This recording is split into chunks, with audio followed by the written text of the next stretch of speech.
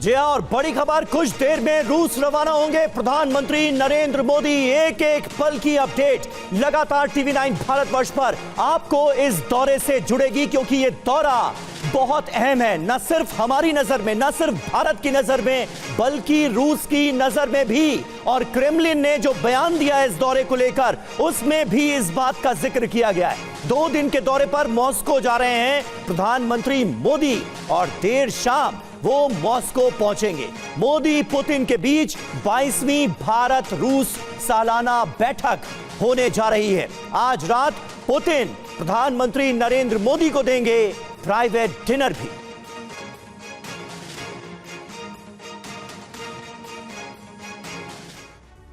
और आइए सबसे पहले आपको बताते हैं मोदी और पुतिन की दोस्ती कैसे परवान चढ़ी। दोनों नेता 10 सालों में कितनी बार मिले, जरा उस पर भी हम गौर करेंगे। देखिए, मोदी पुतिन मिलेंगे और चीन पाक के दिल दहलेंगे। लेकिन सबसे पहले हम देखते हैं इस बॉन्ड के से जुड़े जो महत्वपूर्ण समीकरण हैं, आंकड़े हैं, उस पर नजर डालते हैं। रूस यूक्रेन युद्ध के बाद पीएम मोदी की ये पहली मॉस्को यात्रा है। ये अपने आप में महत्वपूर्ण है और तीसरे कार्यकाल में पीएम मोदी का पहला रूस दौरा है। तीसरी बार जब वो प्रधानमंत्री बने हैं तब वो पहली बार रूस जा रहे हैं। जी हां, 10 साल में प्रधानमंत्री नरेंद्र मोदी का यह छठा रूस दौरा है।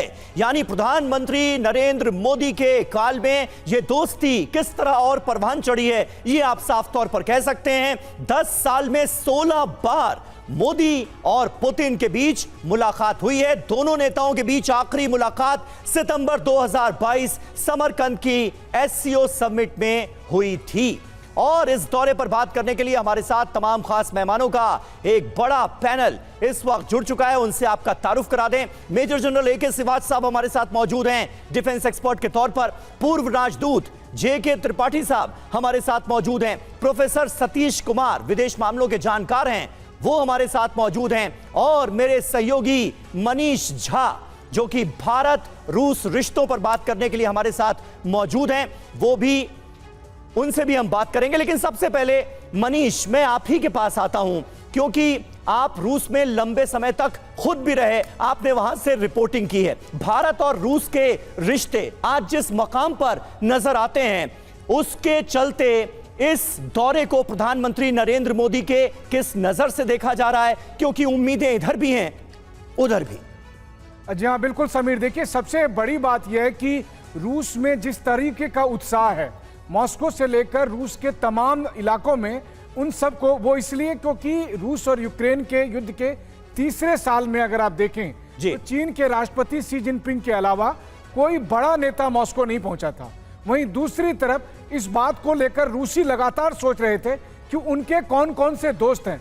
तो प्रधानमंत्री मोदी के रूस दौरे को रूसी कम से कम इस नज़र से देख रहे हैं कि भारत सच्चा दोस्त है, भारत हमेशा साथ खड़ा रहने वाला दोस्त है।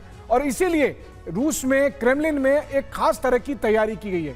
दूसरा, टाइमिंग देखिए। टाइमिंग यह है कि ऐसे वक्त में जब तीसरे विश्व युद्ध के लिए पूरी दुनिया आगे बढ़ रही है, रूस तेजी के साथ चीन, ईरान, नॉर्थ कोरिया के साथ अपना समीकरण बना रहा है।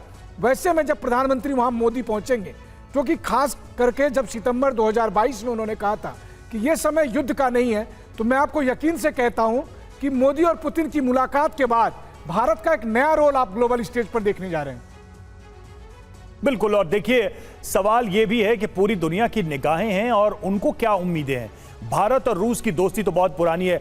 प्रोफेसर सतीश कुमार, हम इसको समझना चाहेंगे आपके माध्यम से कि इस बार की जो भी मुलाकातें हैं वो पिछली मुलाकातों से किस तरह से अलग होंगी। देखिए, यूरोप के अंदर भी देखिए अलग अलग देशों में सत्ता के समीकरण बदल रहे हैं। अमेरिका में भी चुनाव सिर पे है और वहां भी सत्ता किसके हाथ में जाएगी, इसको लेके काफी बहस है। ऐसे में ये दौरा, जब नरेंद्र मोदी चुनाव जीतकर तीसरी बार प्रधानमंत्री बनने के बाद वहां गए हैं, पुतिन भी चुनाव जीते और वो अपने कार्यकाल को आगे बढ़ा रहे हैं, दुनिया कैसे देख रही है इस मुलाकात को, इस दौरे को? निश्चित रूप से ये विजिट हर तरीके से बहुत ही महत्वपूर्ण है, न केवल भारत के लिए बल्कि रूस के लिए भी। अब दुनिया की निगाहें भी इस पर टिकी हुई हैं। दोनों नेताओं के बीच में केमिस्ट्री भी बहुत अच्छी है। रूस के लोगों को ऐसा लगता है, और लगना स्वाभाविक भी है, कि प्रधानमंत्री मोदी एक ऐसे नेता हैं जो जिनकी बातों को पुतिन बड़ी गंभीरता से लेते हैं।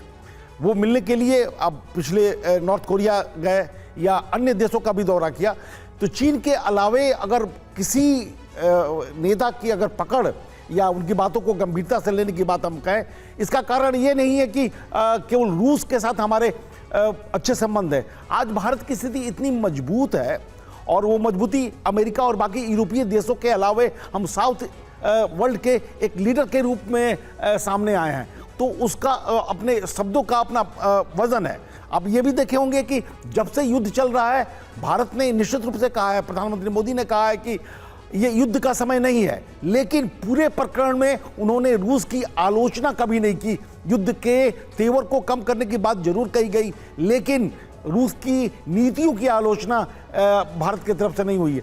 तो एक ऐसा समीकरण है कि भारत के सामने भी और प्रधानमंत्री मोदी के सामने भी, अगर वो युद्ध को रोकने में सहायक होते हैं या उसे कम करने में सहायक होते हैं, जैसा कि अमेरिकी राष्ट्रपति, पूर्व राष्ट्रपति जो हो सकता है कि वो बाद में भविष्य में राष्ट्रपति बने, उन्होंने कहा कि आते ही हम युद्ध को खत्म कर देंगे, तो हो सकता है कि उन पता नहीं कौन जादुई छड़ी के साथ वो खड़े होंगे कि युद्ध खत्म हो जाएगा। लेकिन उनके पहले अगर किसी में अगर वो क्षमता है तो वो भारत के नेतृत्व में है और वो प्रधानमंत्री मोदी के पास है कि वो इस युद्ध को कुछ सीमा तक कम करने का, बिल्कुल, और उस लिहाज से वो बात तो सिर्फ और सिर्फ भारत में ही नजर आती है। और यही वजह है कि प्रधानमंत्री नरेंद्र मोदी और रूसी राष्ट्रपति की इस मुलाकात पर पूरी दुनिया की नजरें